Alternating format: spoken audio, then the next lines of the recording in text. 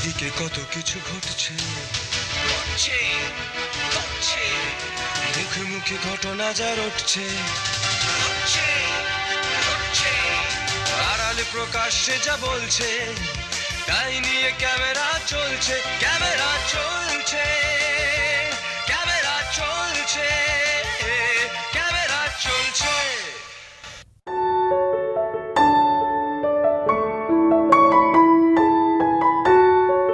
ঠিকানা 5-1 মতিঝিল অ্যাভিনিউ, দমদমের এক সরু গলি। বাইরে থেকে বোঝার উপায় নেই এই ঠিকানায় কত মণিমাণিক্য জমা আছে। সংগ্রাহক সোমনাথ রায়ের বৈচিত্র্যময় ব্যক্তিগত সংগ্রহের ভাণ্ডার এইখানেই রয়েছে।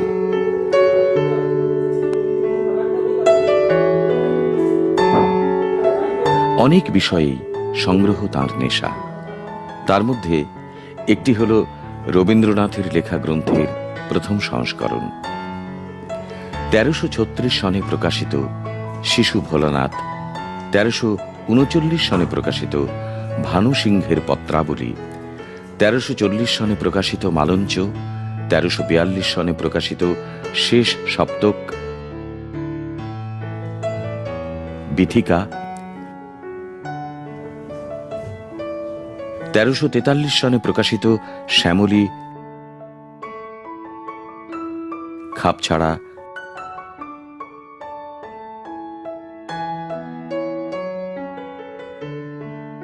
সাহিত্যের পথে, 1344 সনে প্রকাশিত প্রান্তিক, সে,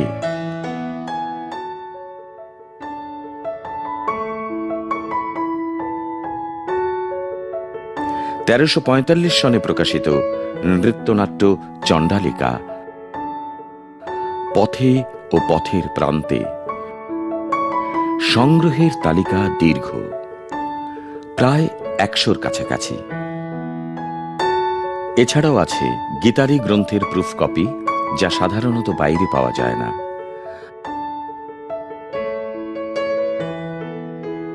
আছে সেই সময়ের নামকরা পত্রিকা বিচিত্রার প্রথম সংখ্যা, যা রবীন্দ্রনাথের কবিতা দিয়েই শুরু হয়েছিল। কিভাবে, কেন, কোথা থেকে সংগ্রহ করেছেন এই সংগ্রহ, শুনি সংগ্রাহক সোমনাথ রায়ের কাছ থেকে। সংগ্রাহক হিসাবে যে আমার খুব পরিচিতি আছে তা নয়, তবে যেগুলো আমার ভালো লাগে সেগুলো আমি সংগ্রহ করি আর কি। এবং সে বেশিরভাগই ফুটপাথ থেকে পাই। কলেজ স্ট্রিট বা ডেলহাউসি যখন আমি চাকরি করতাম ওই অঞ্চলে, তখন ওই টিফিন আওয়ার্সে বেরিয়ে পত্রপত্রিকাগুলো, বিভিন্ন বইপত্র ঘাঁটতাম, কিনতাম, দরকার হলে পড়াশোনা কিছু করি, তা সেই কারণে লাগতো আর কি। এরকম ঘাঁটতে ঘাঁটতে ওই 2006 সাল নাগাদ আমি ডেলহাউসির ফুটপাথ থেকে ফাল্গুনী রবীন্দ্রনাথের লেখা কাব্য সেটি পাই এবং খুলে দেখি সেটি প্রথম সংস্করণ এলাহাবাদ থেকে বেরিয়েছিল, খুব সম্ভবত বোধহয় 1916 সালের প্রকাশ। তো ওটা দেখে আমার মনে হলো যে প্রথম সংস্করণের বই বোধহয় খুব বেশি লোকের কাছে নেই। তো এরকম এটা যদি একটা সংগ্রহ তৈরি করা যায় তাহলে মন্দ হয় না আর কি। এবং রবীন্দ্রনাথ সম্পর্কে প্রথম সংস্করণ সম্পর্কে পরে তো অনেক পরিমার্জনা হয়েছে, বেশ কিছু সংস্করণ, মানে অনেক বইয়ের আর কি। তো সেইগুলো তো আমরা পাই, কিন্তু প্রথম সংস্করণ পেলে উনি প্রথমে কি লিখেছিলেন সেটা আমাদের জানা যায় আর কি। তো সেই করতে করতে কিন্তু আমার মানে অনেকগুলো বই, গীতালি হলো, খাপছাড়া হলো, শ্যামলী হলো, বিথিকা হলো, এই যে আমি নামগুলো পরপর বলে যাচ্ছি, মানে এরকম নয় যে আমি আজকে বিথিকা পেলাম, কালকে শ্যামলী পেলাম, তারপরের দিন আরেকটা পেলাম, তা নয়। এই আজকে একটা পেলাম, আবার হয়তো মাস 2, আবার হয়তো একটা মাস 6, এরকম করে করে আবার কোনোদিন হয়তো 2-3টে একসঙ্গে পেয়ে গেলাম। এইভাবে বিভিন্ন জায়গায় ঘুরে ঘুরে যে সংখ্যাগুলো পেলাম, তখন পড়তে ভালো লাগতো। পড়ে দেখতাম যে রচনাগুলির সঙ্গে মিলিয়ে দেখতাম যে কিছু তার মধ্যে ফারাক আছে কিনা, 2-1টা হয়তো ফারাক পেতাম। তো আমি তো সেইভাবে কখনো গবেষণা করিনি, যেমন সেই নোটিংগুলো রাখিনি, কিন্তু প্রথম সংস্করণের সঙ্গে বাকি সংস্করণের কিন্তু কিছু কিছু অমিল পাওয়া যায়, মানে পরিমার্জনা, পরিবর্ধন এগুলো হয়ে থাকতো আর কি। তো রবীন্দ্রনাথ তো নিজেই করতেন সেটা। আজ প্রথম সংস্করণের আরেকটা ব্যাপার ছিল, আমাকে খুব টানত, এই সবকটা বই রবীন্দ্রনাথের জীবদ্দশায় প্রকাশিত হয়েছে। এগুলো পরেশকার সংস্করণটা তো সব ওনার জীবদ্দশায় প্রকাশিত হয়নি, তারপরে সংস্করণগুলো হয়তো ওনার মারা যাওয়ার পরে 1941 যখন মারা যান তারপরেও বেরিয়েছে। কিন্তু ওইটা একটা টান ছিল যে ওনার জীবদ্দশায় যে পত্রিকা বইপত্রগুলো বেরিয়েছে সেগুলো আমার সঙ্গে থাকলে ভালোই হয় আর কি। পড়তে ভালো লাগে, একটা নস্টালজিক ফিলিং হয়। ওই সময় লোকজন এই বইগুলো পড়তো, আমিও সেই বইগুলো পড়তে পারছি, এই মানসিকতা থেকে বইগুলো সংগ্রহ করা আর কি। এ তো গেল একটা দিক। আরও একটি বিষয়ে তার সংগ্রহ বেশ চমকপ্রদ। সেটি হল বিখ্যাত লেখকদের স্বাক্ষরিত বই। প্রথমেই দৃষ্টি আকর্ষণ করে রবীন্দ্রনাথের সই করা রবীন্দ্র রচনাবলী।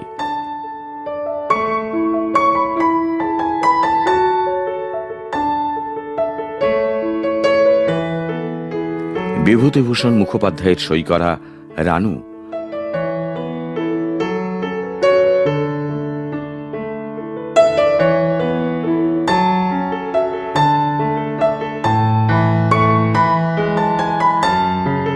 জসিমউদ্দিনের ধান ক্ষেত,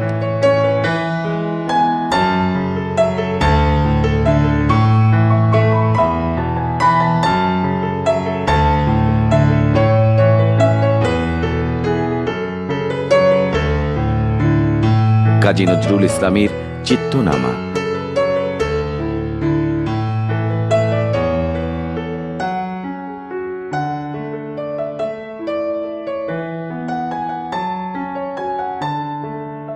সজনীকান্ত দাশের অঙ্গুষ্ঠ,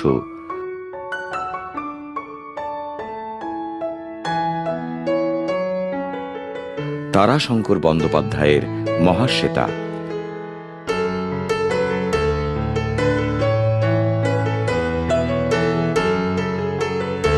বিভূতিভূষণ বন্দ্যোপাধ্যায়ের মেঘমল্লার,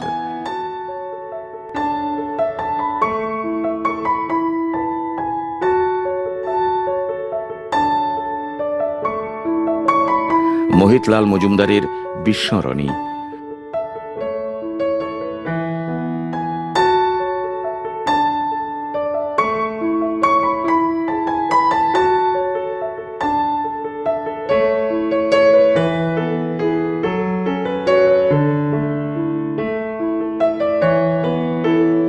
রাজশেখর বসুর বাল্মীকি রামায়ণ,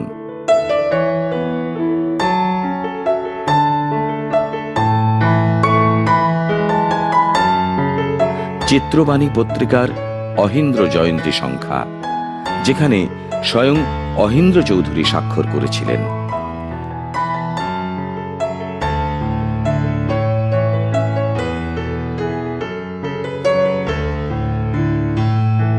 এই বিপুল সংগ্রহ সম্পর্কেও একই কথা প্রযোজ্য।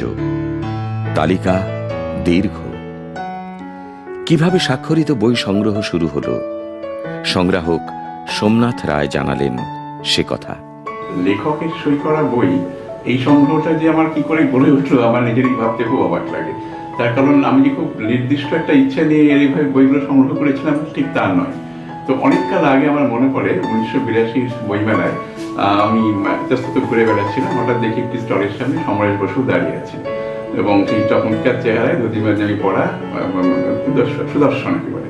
তো হঠাৎ মনে হলো একটা সই নিলে কেমন হয়, দৌড়ে গিয়ে সামনে প্যাভিলিয়ন থেকে ওনারই সম্পাদিত একটি পত্রিকা তখন মহানগর বেরোতো, নিয়ে তাতে আমি তার সইটা নিয়ে আর কি। তো সেটাই পড়েছিল। তো হঠাৎ একদিন দেখতে দেখতে মনে হলো শুধু সমরেশ বসুর, এবং বলে রাখি যে আমার যে সংগ্রহ করা সই করা বইয়ের যে সংগ্রহটা রয়েছে আর কি, তাতে কিন্তু কোনো বইতে কিন্তু আমি নিজের কারো সই নিইনি, একমাত্র এই পত্রিকা সমরেশ বসু যার সইটি আমি নিজের হাতে সংগ্রহ করেছিলাম আর কি। এরপরে আস্তে আস্তে একদিন ফুটপাতে সেই ঘুরে ঘুরে একটা শিবরামের সই করা বই দেখতে পেলাম। শিবরামের সই করা বইটা যখন আমার মাথায় আমি হাতে পেলাম, তখন সে আবার সেই পোকাটা নড়ে উঠলো যে সই করা বইয়ের একটা সংগ্রহ তৈরি করলে কেমন হয়। এই করতে করতে মানে আজকে এটা পেলাম, কালকে ওটা পেলাম, এবং আমার ধারণা আমার কাছে যেসব সই করা বই রয়েছে তাতে করে রবীন্দ্রনাথ তো রয়েছেনই, শরৎচন্দ্র, বঙ্কিমচন্দ্র বা মাইকেল ওই প্রথম দিকের কয়েকজন বাদ দিলে আধুনিক মানে 60-70 সালের যারা সাহিত্যিক আছেন বাংলা সাহিত্যে, তাদের প্রায় সকলেরই সই করা বই আমার কাছে রয়েছে আর কি। তিনি কবি হন, সাহিত্যিকই হন বা অন্য কিছুই হন, বা একই লেখকের একাধিক সই করা বই আমার কাছে রয়েছে। সেরকম কিছু রয়েছে। সত্যজিৎ রায়ের একটি বই সই করা বই আমার কাছে ছিল, কিন্তু সেই বইটি এখানটায় নেই। যাই হোক, আজকে হয়তো দেখাতে পারবো কিনা জানি না। কিন্তু সেই বইটিতে যেটা মজার ব্যাপার ছিল, ওই সত্যজিতের নিজের সই করাতে ছিলই, এবং যে ভদ্রলোক সত্যজিৎ রায় সই করিয়ে নিয়েছিলেন বইটাতে, একটি ওটা পত্রিকা, উনি সেই সঙ্গে ঋত্বিক ঘটকেরও সই নিয়ে নিয়েছিলেন। তো এটা একটা আজব ব্যাপার, একই বইতে দুজন বিখ্যাত পরিচালকের সই। এছাড়া আমার সুনীল গঙ্গোপাধ্যায়, শ্যামল গঙ্গোপাধ্যায়, বরেন গঙ্গোপাধ্যায়, যারা যারা আছেন আর কি, নবনীতা দেবসেন, নরেন্দ্র দেব, বিভূতিভূষণ বন্দ্যোপাধ্যায়, বিভূতিভূষণ মুখোপাধ্যায়, তারাশঙ্কর বন্দ্যোপাধ্যায়, কার নেই মানে ওই সময় মানে ওই 60-এর দশক 50-এর দশকে যেসব সাহিত্যিক বাংলা সাহিত্যে জলজল মানে জ্যোতিষ্কের মতন জলজল করছিলেন, তাদের প্রায় অধিকাংশই সই করা বই আমার সংগ্রহে রয়েছে।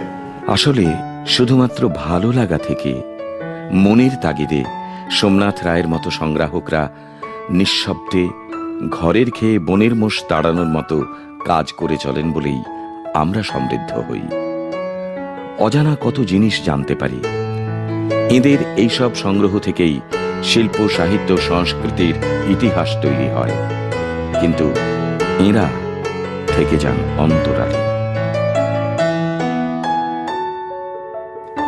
ভালো থাকুন সোমনাথ রায়ের মতো সংগ্রাহকরা।